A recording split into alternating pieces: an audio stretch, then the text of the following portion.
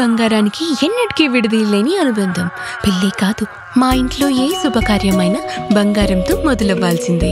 అయితే నా పెళ్లి ఆభరణాల విషయంలో ఒక్కొక్కరిది ఒక్కో చాయిస్. నాకు యాంటిక్ జ్యువెలరీ అంటే చాలా ఇష్టం. చెల్లికి డైమండ్ జ్యువెలరీ నచ్చుతుంది. అమ్మ టేస్ట్ పక్కా ట్రెడిషనల్, నాన్నేమో పక్కా commercial. Best price, quality and service కావాలంటాడు. ఇక నానమ్మ అయితే తన పాత బంగారానికి 100% బైబ్యాక్ కావాలంటుంది. అయినా నో టెన్షన్, మా అందరి అభిరుచులకి ఏకైక ఎంపిక మానేపల్లి జ్యువెలర్స్. తరతరాలుగా తరగని స్వర్ణ బంధాలు మన మానేపల్లి జ్యువెలర్స్. అని నేను ఒకదాన్ని అయితే ఈ తప్పు చేయలేదు కదా, చాలా వరకు కూడా ఉన్నాయి. నేనే తప్పు చేసినట్టు, ఫస్ట్ టైం నేనే ఏదో బయటకు వచ్చినట్టు చేస్తున్నారు. కోపం వస్తలేదా? చాలా వస్తుంది అసలు. కానీ జనాలు అనేవాళ్ళు అంటానే ఉంటారు, ఇప్పుడు ఇంత చిన్న వయసులో వచ్చేదినా అని. చాలా మంది కూడా ఫోన్లు చేసి నన్ను ఇలా చేస్తున్నావా, నువ్వు ఏం అవసరం అది కూడా చెప్తున్నారు. నేను పట్టించుకోను, అవన్నీ పట్టించుకోను. ఎక్కడి వరకు అయితే పట్టించుకోవాలో అక్కడ వరకే నేను పట్టించుకుంటా. కోపం వస్తలేదు నీకు, ఎందుకంటే 9th క్లాస్ చదువుకున్న అమ్మాయి కాబట్టి, సో ఫ్రెండ్స్ తో ఎంజాయ్ చేయాల్సిన వయసు, బయటికి తిరగాల్సిన ఏజ్, సో కొంచెం లైఫ్ లో ఎంజాయ్మెంట్ అంటూ పక్కా ఉంటది ప్రజెంట్ ఉన్న జనరేషన్ లో. సో అవన్నీ కాకుండా బోనాలు చేసుకుంటా, ఇట్లా అమ్మవారి లాగా స్నానాలు చేసుకుని ఇట్లా నీట్ గా ఉన్నందుకు కూడా ఎప్పుడు నీకు అనిపించలేదా? ఎప్పుడు ఇంతవరకు అనిపిస్తుంది. ఖచ్చితంగా నేను బయటికి వెళ్తా.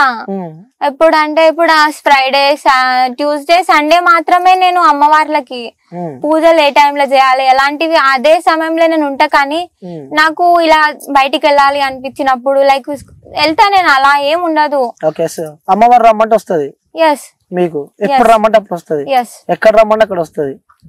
మరి చాలాసేపు అవుతుంది, ఆన్ స్క్రీన్ ఉన్నాయి, ఇవన్నీ ఉన్నాయి, మరి ఇప్పుడు అమ్మవారు వస్తలేదు నీకు? ఎందుకంటే అంటే నీకు దర్శనం కావాలన్నారు కదా అమ్మవారిది, సో చుట్టుపక్కల జనాలు ఉన్నారు, నీకు ఎలా లైవ్ ఇచ్చేది అని నేను కొంచెం ఆలోచిస్తున్నా. అంటే లైవ్ లో నాకు చూపిస్తావు, కానీ వాళ్ళకి కనిపించదు, నాకు ఒక్కరికే కనిపిస్తుంది. బట్ నువ్వు అలా కనిపించింది అక్కడే కనిపించిందని బయటకు చెప్పొద్దు, కానీ కనిపించిందని అవును కనిపించింది అని మాత్రమే చెప్పాలి. కనిపించింది అని చెప్పాలి, కానీ ఎక్కడ కనిపించింది ఎలా కనిపించింది అనేది చెప్పొద్దు.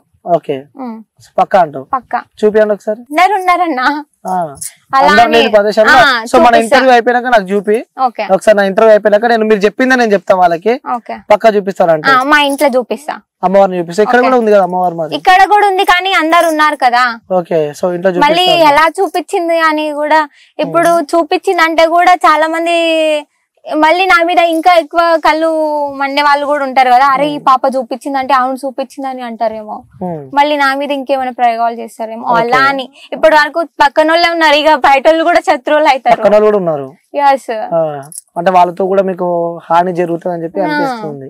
ఎలాంటి హాని జరుగుతుంది అనిపిస్తుంది? ఎందుకంటే చాలా మంది వ్యూయర్స్ మన ఇంటర్వ్యూ చూస్తారు, సో దగ్గరికి వెళ్ళి చెప్పలేవు నువ్వు, అందుకే మన ఇంటర్వ్యూ ద్వారా చెప్తే కూడా వాళ్ళకి అర్థమైపోతుంటది. సో ఎలాంటి హాని చేయాలని చూస్తారు అంటే వీళ్ళ ఇంట్లో ఎవరో ఒకరు చనిపోవాలి, నేనైనా చనిపోవాలి, లైక్ మా డాడీ అయినా చనిపోవాలి, అలా చేస్తున్నారు ఇప్పుడు.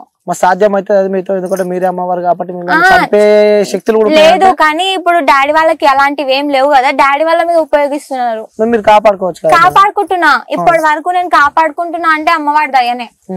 ఓకే, ఇప్పుడు నాకు ఇప్పుడు మరి మీకు అమ్మవారు వస్తున్నట్టు కూడా వీడియోస్ చూసిన, స్టూడియోలో చేసారు కాబట్టి రమ్మంటే వస్తుందని చెప్పి అంటున్నా. ఇప్పుడు నేను రమ్మంటే నీకు వస్తుందా?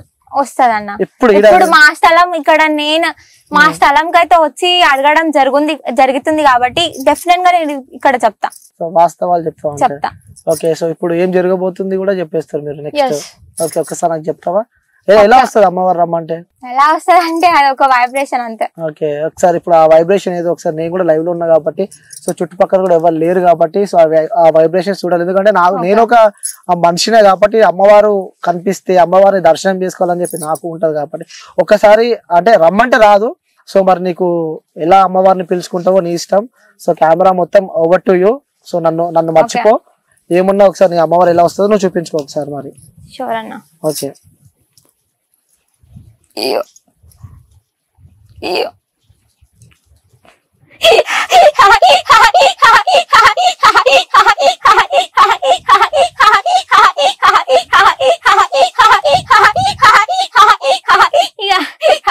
నా తండ్రి శంకరుడా, నా తల్లి పార్వతి, నా చిన్ని గంగమ్మ,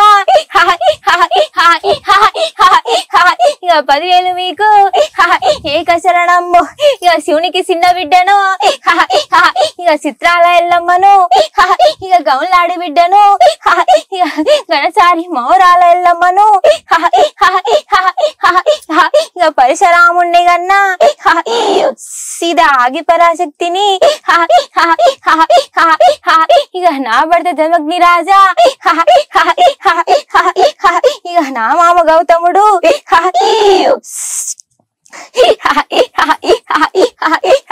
ఇక దారి దారి చూడు బిడ్డ హనుమానాలు పెట్టుకొని వస్తేవి బిడ్డ హనుమానాలు తీరుతాయో తీరవో అనుకుంటేవి కదా నిజము చెప్తాదో చెప్పదో అనుకుంటేవి కదా అబద్ధాలు ఉన్నాయో నిజములు ఉన్నాయో నమ్మొచ్చో నమ్మొద్దు అనుకుంటేవి ఎక్కడక్కడే చూపించినాను కదా బిడ్డ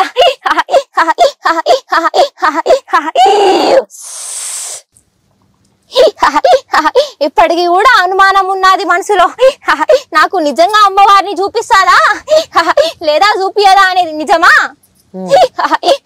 ఖచ్చితంగా నువ్వు దలుచుకుంటే నా భాగ్యము నీకు కలగవచ్చు ఖచ్చితంగా కలగవచ్చు ఓకే సో నా గురించి ఏం చెప్తారు మీరు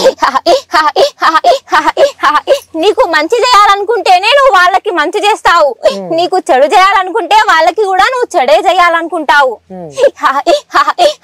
ఎప్పుడు మొక్క మీదే ఉన్నది మనిషికి చెప్పవు కడుపులో కొన్ని దాపెట్టుకొని తర్వాత చెప్తావు ఎవరేమనుకుంటారో అని ఆలోచిస్తావు నీ సమస్యలు గాని నీ ఇంటి వరకు గాని కొన్ని చిక్కులే ఉన్నాయి గాని పూర్తి చిక్కులు అయితే లేవు ఇప్పటికైతే అంత ఆనందముగా లేకపోయినా నీ వరకైతే నువ్వు బానే ఉన్నావు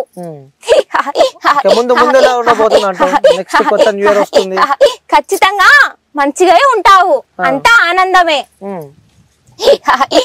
నువ్వే చూస్తావు కదా ఉంటానో లేనో అనేది ఇక సెలవిస్తున్నా